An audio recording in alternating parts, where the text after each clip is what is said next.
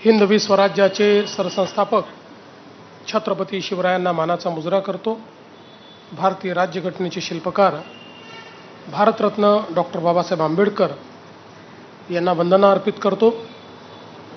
आजच्या या अतिशय महत्त्वाच्या कार्यक्रमामध्ये मंचावर उपस्थित असलेले महाराष्ट्राचे लोकप्रिय उपमुख्यमंत्री एकनाथराव शिंदेजी, महाराष्ट्राच्या पहिल्या महिला उपमुख्यमंत्री सुनेत्राताई पवार, आमदार तुकाराम काते, आमदार सना मलिक, आमदार मंगेश कुडाळकर, माजी खासदार राहुल शेवाळे, MMRDAचे कमिशनर संजय मुखर्जी, अश्विन मुद्गल, रुबल अग्रवाल, जे या ठिकाणी पॉट टॅक्सी हा एक फार चांगला कॉन्सेप्ट घेऊन आले आहेत ते श्री KB राजू, मंचावरील सर्व मान्यवर, मंचासमोरील सर्व मान्यवर आणि उपस्थित सर्व भगिनी आणि बंधूंनो, आज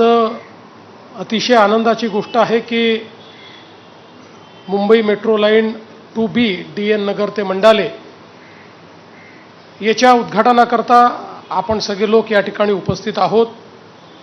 यातला जो पहिला टप्पा आहे 5.6 किलोमीटरचा, एकूण 5 स्थानके, हा टप्पा आपण आता सुरू करतो आहोत। याचा दुसरा टप्पा जो आहे तो 6.70 किलोमीटरचा असेल, त्यात 6 स्थानकं असतील आणि तो DN नगर अंधेरी ते सारस्वत नगर असेल।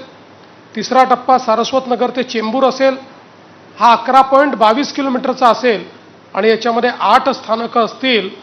असे हे तीनही टप्पे पूर्ण झाल्यानंतर एक प्रचंड मोठी कनेक्टिव्हिटी ही या ठिकाणी सुरू होईल आणि विशेषतः आपण जर बघितला तर हा जो काही मेट्रो 2अ दक्षिणेकडील विस्तार आहे त्याच्यामुळे मुंबई मध्य पूर्व आणि पश्चिम तसंच उत्तर दक्षिण अशी जोडणी अतिशय चांगल्या पद्धतीनं यातनं होणार आहे आणि भविष्यात ज्यावेळी BKCला हे जोडलं जाईल, अंधेरी वांद्रे असं सगळ्या भागाला जोडलं जाईल, त्यावेळी निश्चितपणे एक मोठी कनेक्टिव्हिटी सर्व लोकांना या ठिकाणी मिळणार आहे।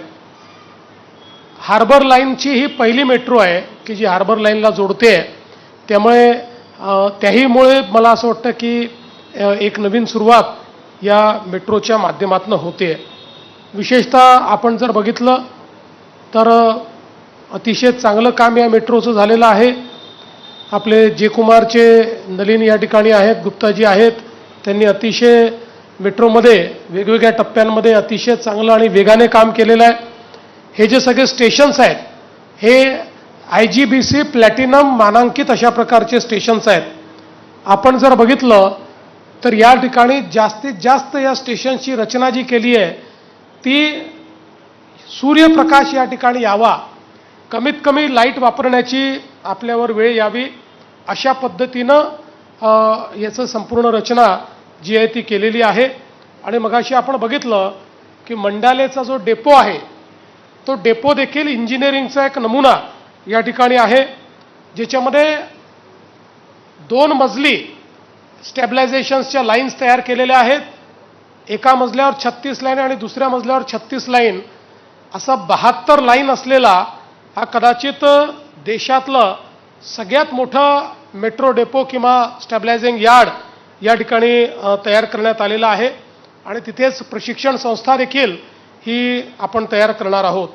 त्यामुळे मला असं वाटतं की अतिशय सुंदर अशा प्रकारची ही कनेक्टिव्हिटी या ठिकाणी झालेली आहे आणि एकूणच ज्यावेळी आपण 2016-17ला घोषित केलं होतं की मुंबईमध्ये आमचं सरकार हे सुगमता आणू इच्छितं आणि सुगमता काय तर 59 मिनिटामध्ये MMR रिजनच्या कुठल्याही भागातनं कुठल्याही भागात जाता आलं पाहिजे अशा प्रकारची इन्फ्रास्ट्रक्चर आणि पब्लिक ट्रान्सपोर्टची व्यवस्था, त्यातला एक एक टप्पा आता आपण पूर्ण करतो।